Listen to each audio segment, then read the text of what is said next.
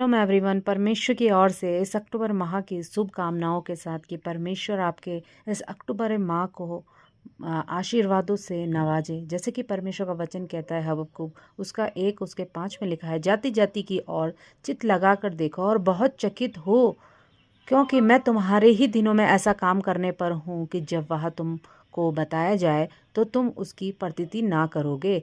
हे निंदा करने वालों, देखो और चकित हो और मिट जाओ, क्योंकि मैं तुम्हारे दिनों में ऐसा काम करता हूँ, ऐसा काम कि यदि कोई तुम उसकी चर्चा करे, तुमसे वो उस चीज़ की चर्चा करे तो तुम कभी विश्वास ना करोगे। जैसे कि परमेश्वर का वचन 10वें महीने में पहाड़ों की चोटियाँ दिखाई देने लगी। उत्पत्ति 8:5 में लिखा है, छिपी हुई आशीष से प्रकट होगी। जैसे नूह ने 10वें माह में पहाड़ों की चोटियाँ देखी, वैसे ही इस अक्टूबर महीने में आपकी ज़िंदगी में छुपी हुई ब्लेसिंग्स आपको दिखाई देगी और परमेश्वर आपको नए दृष्टिकोण से आपको नवाजेगा। प्रभु आपकी आंखों को खोलेगा और आप पहले से अलग ऊंचे और नए अवसरों को अपने जीवन, अपने परिवार, अपने देश में देखने पाओगे। आशा का पुनरुत्थान होगा। जहां अब तक सब ढका हुआ और असंभव लगता था, वहीं प्रभु इस माह में आपको नई आशाओं से